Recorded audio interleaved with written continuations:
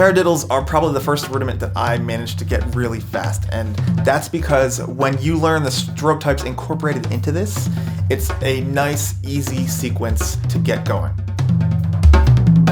The same rules apply here when you're practicing Paradiddle-diddles, so if you haven't seen the previous episodes, go and check those out. This is a one-sided rudiment only.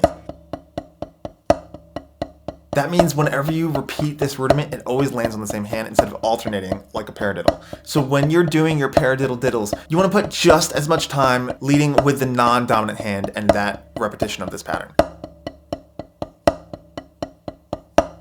In this case for me, that's left, right, left, left, right, right. And it's really a key component to look at the timing when I'm playing left-handed to make sure the left hand ends or lands on the one really cleanly, along with all the other notes along with that. You know, I'm playing the right hand that happens second happens, depending on the subdivision, the right hand that happens second can happen very quickly, and that being my dominant hand but not landing on the one can be a little tricky thing. So you want to look out for that when you're practicing this. Flip this pattern, make sure you spend a lot of time on your weaker hand and get the timing really, really clean.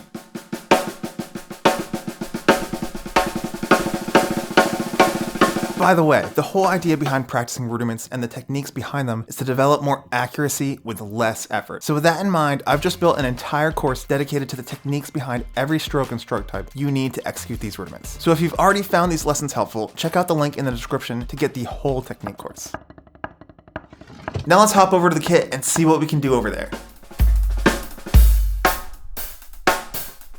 The thing about paradiddles is that once you can play them fast, they just sound fantastic across a lot of different voices, but especially you're going to find either between your hi-hat and snare or your ride and hi-hat, it's just magical, and you can do a lot of things moving around like that.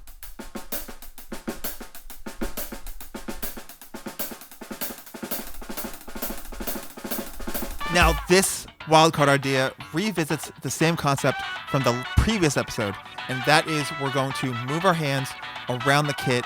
This time, when you think about a paradiddle-diddle, think about just the right hand. There's one grouping of one and a grouping of two. So that's two groupings of right hand notes. And then the same with the left. There's a single left, and then there's a single group of two lefts. So that's two different voices. Now, it gets interesting when you're voicing between more than two voices circularly, okay? And what I mean by that is if we're just playing on two voices, it's just going to alternate like this. Or with the left also moving between two.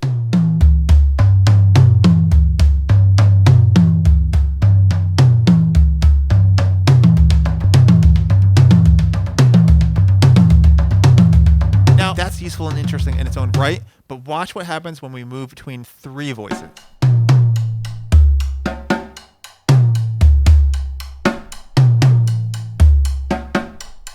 That was one full cycle right there.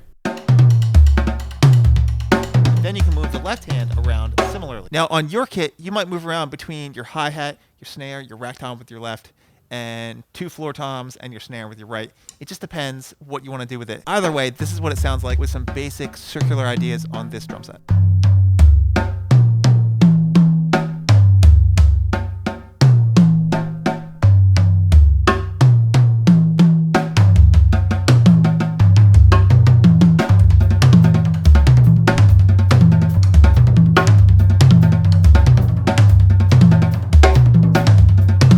That one's pretty cool.